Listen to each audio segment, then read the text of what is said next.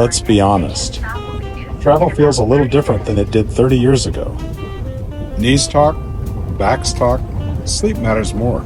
So when people ask me, is Amtrak actually comfortable for us? That's a fair question. If you're considering Amtrak for a long-distance trip and wondering whether it's actually comfortable at our age, here's what I've learned after thousands of miles in coach. Tip 1. Getting on and settling in. Before we even talk about sleeping, let's start with boarding. Superliner trains have 2 levels, and most coach seating is upstairs. Accessible lower-level seating accommodates passengers with mobility needs. That means stairs. They're manageable, but if you're carrying heavy luggage, take your time. Amtrak allows each passenger to bring 1 personal item and 2 carry-on bags for free, up to 50 pounds each. It's also a great place to stash a cooler with travel snacks. Once you find your seat, take a minute to set up your space. Adjust the recline. Test the leg rest and make sure everything works. Locate the power outlet. The first 5 minutes of setup make a big difference later when you're tired.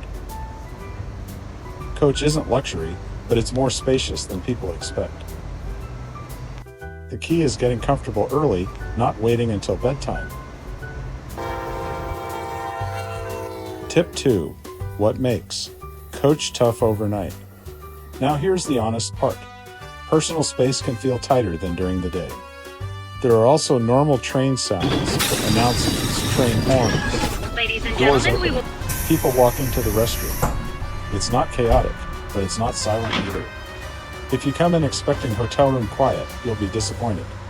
If you come in expecting movement and some noise, you'll adjust much better. Tip 3. The 5 things that make it survivable. First, choose your seat wisely.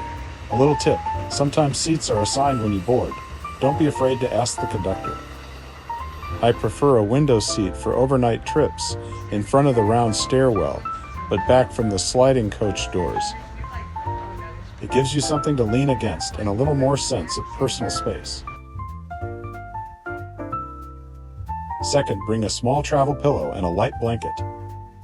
Even in warmer months, temperatures can vary overnight. Third, consider an inflatable footrest or leg support. Elevating your legs slightly can reduce that sliding feeling and help circulation. Fourth, pack an eye mask and earplugs. You may not need them, but if you do, you'll be glad you have them. And fifth, manage your expectations. You may not get a perfect 8 hours of sleep, but you can absolutely get enough rest to enjoy the next day. Tip 4. Who should consider a sleeper instead?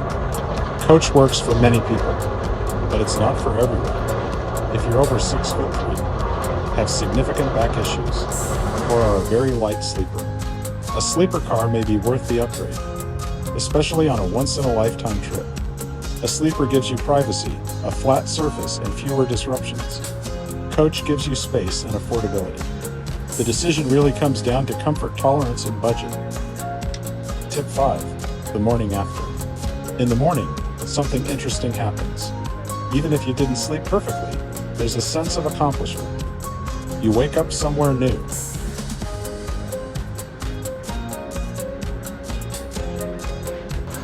The sun comes up over a landscape you didn't have to drive through. That's the trade-off with coach. It's not luxury, it's experience. If you prepare, adjust your expectations, and bring a few simple comfort items, overnight in Amtrak coach isn't something to fear. It's something you can absolutely handle. Now, I've spent most of my time in coach. If you're looking for detailed sleeper reviews, there are plenty of those out there. What I can tell you is when coach works, and when you might personally want to consider upgrading. If you've enjoyed this video and found it useful, Please hit that like button and subscribe. Also, if you're planning an overnight trip on Amtrak, you might also enjoy my video on 10 secrets to sleeping in coach.